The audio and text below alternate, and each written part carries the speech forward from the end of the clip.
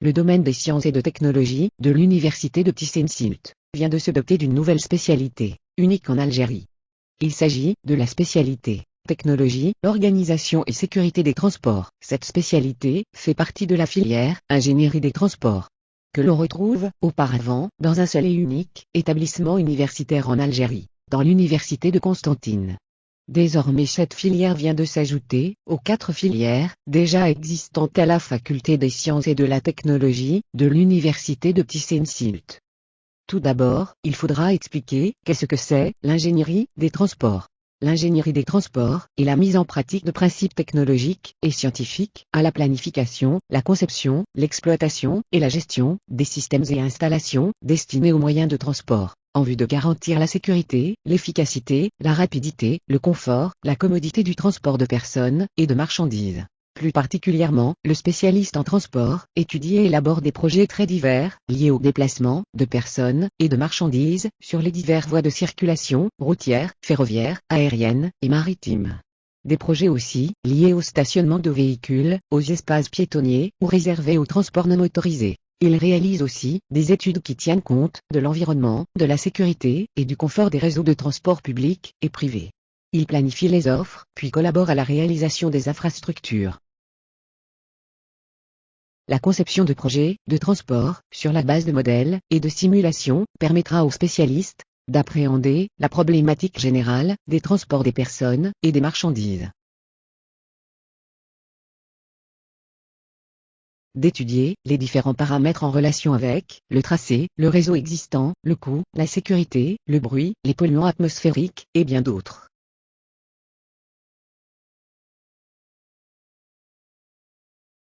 De recueillir et d'analyser des données relatives à l'origine et à la destination des déplacements, au nombre de personnes, au type d'usagers, enfants, adultes, à la fréquence, aux motifs et aux horaires des mouvements, d'établir un diagnostic de la situation actuelle, de faire des projections liées au transport des voyageurs, gares ferroviaires, routières, aéroports et des marchandises, et aussi de modéliser le réseau. De choisir le ou les types de transports les plus appropriés, train, bus, tram, bateau, de déterminer la fréquence et la coordination des rames, d'affiner des projets d'amélioration ou d'expansion du réseau, de planifier le financement et de conseiller les autorités, d'aménager des espaces publics, rues résidentielles, zones piétonnes et d'autres, d'augmenter les moyens de transport, de concevoir et de renforcer les diverses signalisations, de concevoir aussi des éléments d'infrastructure, gabarits de route, dessertes, parking, bandes ou pistes cyclables, itinéraires pour piétons, et bien d'autres tâches.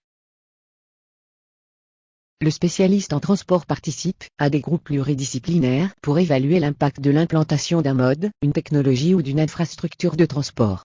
Il collabore avec des urbanistes aménagistes, des spécialistes en génie mécanique, en énergétique, en environnement, en génie civil et en économie. Il se déplace sur le terrain pour effectuer des mesures, le relevé des niveaux sonores, les mesures des flux, faire des recensements, et pour diriger et contrôler l'avancement des travaux. Les enseignements dispensés et les mises en situation professionnelle, sous forme de stage, amènent à prendre en compte les besoins de mobilité des populations et des marchandises, tout en promouvant des pratiques et des manières de faire plus respectueuses des défis environnementaux, sociaux et économiques.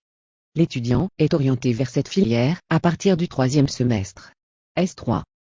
Au cours de ce 4e semestre, l'étudiant étudiera des matières communes aux autres filières comme les méthodes numériques, les mathématiques 4, le dessin assisté par ordinateur, la maintenance et les sciences des matériaux.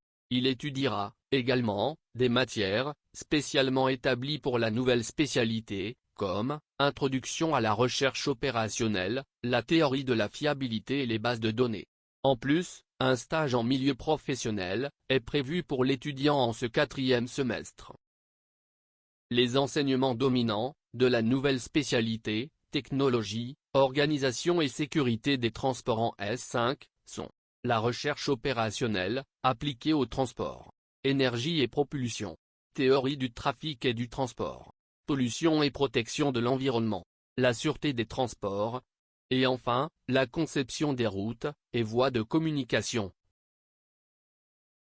En semestre 6, on retrouve des matières de plus en plus pointues, comme la sécurité routière et les technologies des véhicules intelligents, l'ingénierie des systèmes de transport, théorie et méthode, la science et la technologie des transports en commun, le code de la route, la sécurité routière, et le contrôle technique des véhicules, sous forme de travaux pratiques.